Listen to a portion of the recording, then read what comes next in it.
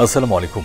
সংবাদে আপনাদের সবাইকে স্বাগত জানাচ্ছি। আমি ফিরোজ তোহা। শুরুতেই সংবাদ শিরোনাম। বাংলাদেশের সর্বশেষ গুরুত্বপূর্ণ আপডেট সংবাদে আপনাকে স্বাগত। শুরুতেই সংবাদ শিরোনাম, পরে বিস্তারিত। শুরুতেই জানাবো, ইনকিলাব মঞ্চের মিছিল শিক্ষা ভবন মোড়ে আটকে দিল পুলিশ। জুলাই আন্দোলনে নিহতদের নিয়ে ষড়যন্ত্র এবং গণহত্যায় জড়িত পুলিশ সদস্যদের বিচারসহ ৫ দফা দাবিতে পুলিশ সদর দপ্তর ঘেরাওয়ের উদ্দেশ্যে ইনকিলাব মঞ্চের মিছিল শিক্ষা ভবন মোড়ে আটকে দিয়েছে পুলিশ। এরপর জানাবো, ২৯তম বাণিজ্য মেলায় ৫০% বেশি ভ্যাট আদায়। গেল বছরের তুলনায় এবার ঢাকা আন্তর্জাতিক বাণিজ্য মেলায় ৫০%-এর বেশি মূল্য সংযোজন কর বা ভ্যাট আদায় হয়েছে। শুক্রবার ৩১শে জানুয়ারি বাণিজ্য উপদেষ্টা এসব কথা জানিয়েছেন। এদিকে বিয়ে করলেন শারজিস আলম।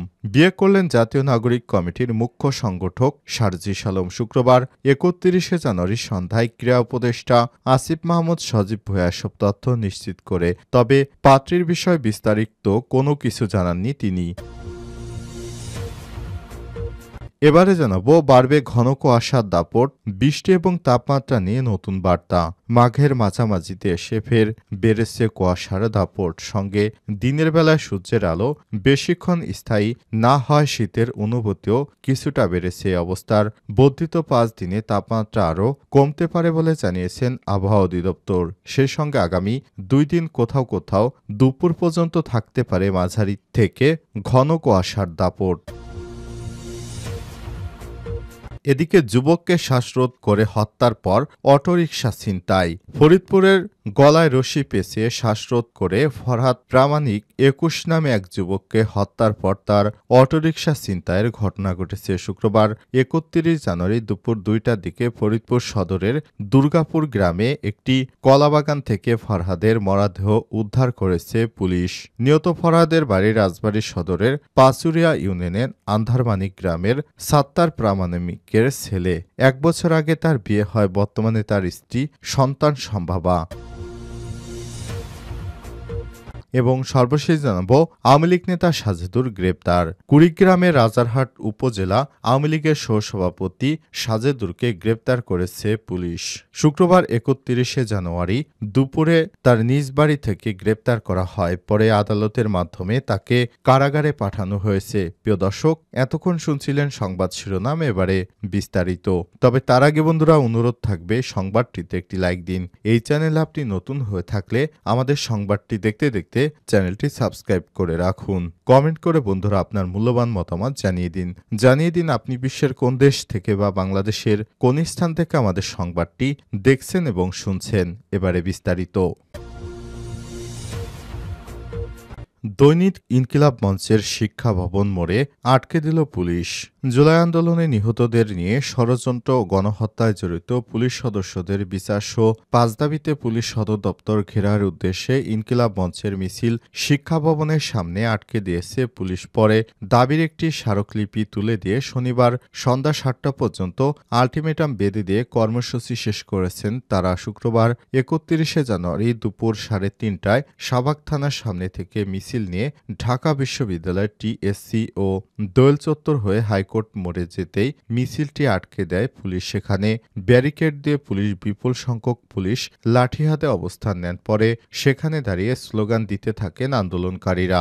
বিক্ষোভকারীরা বলেন, শিক্ষা ভবনের আগে থেকে পুলিশের ব্যারিকেড দিয়ে রাখা ছিল। পুলিশের বিপুল সংখ্যক সদস্য উপস্থিত ছিলেন।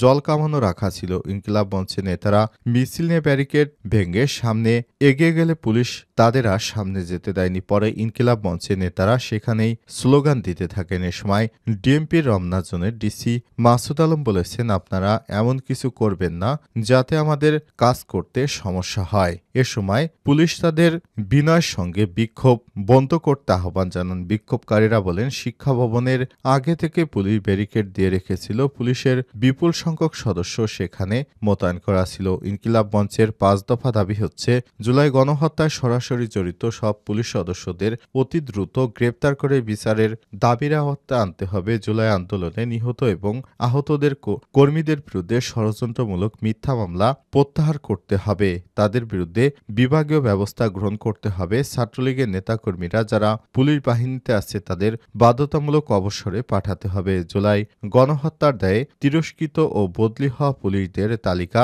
জনসম্মুখে প্রকাশ করতে হবে এবং দেশের সার্বভৌমত্ব রক্ষার সাথে জুলাই গণহত্যার দায়ে অভিযুক্ত পুলিশ সদস্যদের পার্বত্য চট্টগ্রামে বদলি করা বন্ধ করতে হবে। ২৯তম বাণিজ্য মেলায় ৫০% বেশি ভ্যাট আদায়।